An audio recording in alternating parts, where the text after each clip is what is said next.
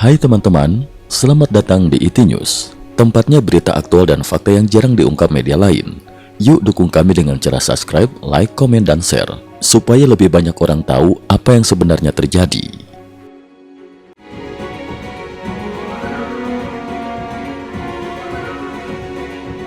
Salam pemirsa, pada 17 Februari, Amerika Serikat dan Iran menggelar putaran lanjutan perundingan di Jenewa, Swiss. Namun hanya sehari kemudian, pada 18 Februari, media Amerika Axios menerbitkan analisis yang menyebut bahwa kemungkinan konflik bersenjata antara kedua negara kini lebih dekat dibandingkan perkiraan sebelumnya.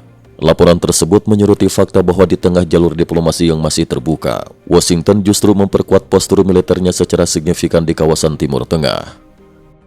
Pengerahan besar-besaran militer AS.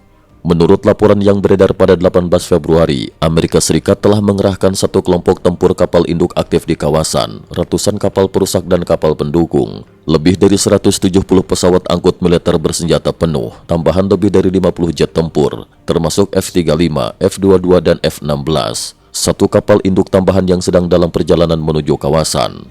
Selain itu, dalam beberapa jam terakhir menjelang 18 Februari, terpantau pemindahan besar-besaran pesawat pengisian bahan bakar udara dan pesawat peringatan dini dari pangkalan di Eropa menuju pangkalan Amerika Serikat di Timur Tengah. Dua pesawat tanker KC-135 dilaporkan lepas landas dari RAF Lakenheath, Inggris, dikawal jet tempur F-15E Strike Eagle dalam dua gelombang terpisah. Pangkalan tersebut diketahui menampung lebih dari 30 unit F-35 yang diperkirakan akan dikerahkan sepenuhnya apabila konflik benar-benar pecah. Sebelumnya, 6 jet tempur siluman F-22 juga dilaporkan terbang dari pangkalan Angkatan Udara Langley di Amerika menuju Inggris dengan dukungan pengisian bahan bakar udara.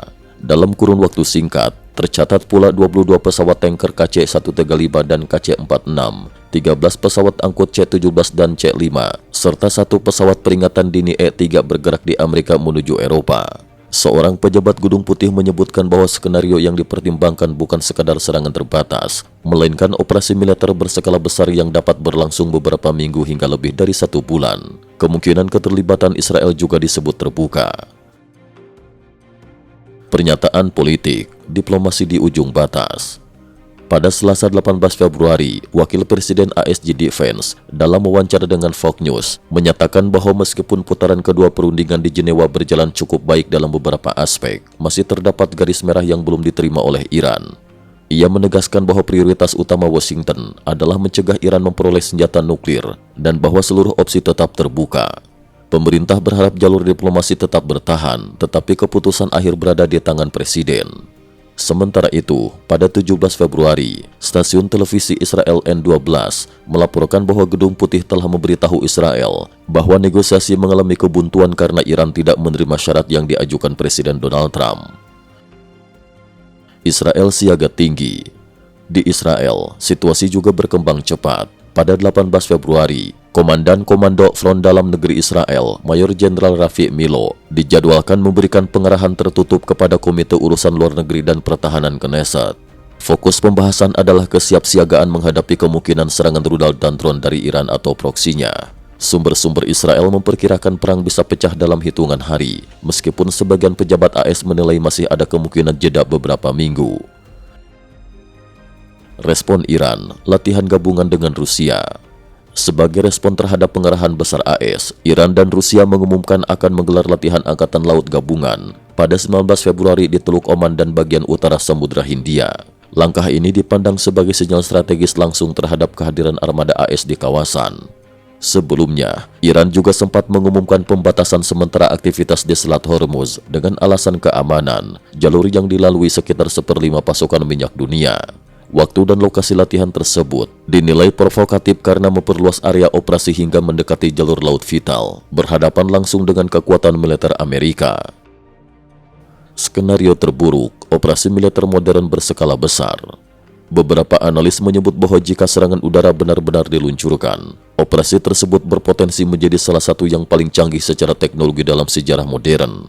Targetnya tidak hanya fasilitas nuklir atau instalasi militer, tetapi kemungkinan juga pusat komando dan struktur kepemimpinan strategis Iran. Spekulasi berkembang bahwa operasi khusus, intelijen, hingga sabotase darat dapat dilibatkan untuk mengidentifikasi dan menetralkan target bernilai tinggi. strategi tekanan maksimum versi baru. Sejumlah pengamat menilai dinamika ini mencerminkan strategi menggunakan kekuatan untuk mendorong negosiasi. Dengan kata lain, pengerahan militer masif dimaksudkan sebagai alat tekan agar Teheran menerima syarat yang sebelumnya ditolak. Namun risiko dari strategi ini sangat tinggi. Kesalahan perhitungan sekecil apapun, misalnya insiden di Selat Hormuz atau salah tafsir atas latihan militer, dapat memicu eskalasi tak terkendali. Dunia menunggu titik balik. Per 19 Februari, situasi masih berada di antara dua kemungkinan, diplomasi yang tersisa atau konfrontasi terbuka. Jika jalur negosiasi gagal dan serangan benar-benar diluncurkan, konflik ini bukan hanya akan mengguncang Timur Tengah, tetapi juga pasar energi global, stabilitas keamanan internasional, serta keseimbangan kekuatan antara blok Barat dan poros Rusia-Iran. Untuk saat ini, dunia menahan napas, menunggu apakah minggu-minggu ke depan akan mencatatkan kesepakatan diplomatik, atau justru awal dari perang baru berskala besar. Cukup sekian dulu, terima kasih atas perhatiannya. IT News juga memiliki channel di platform kancing.com. Mohon kunjungan dan bantu subscribe agar bisa mengikuti perkembangan dunia tanpa batas. Terima kasih. Link Kancing ada di dalam description.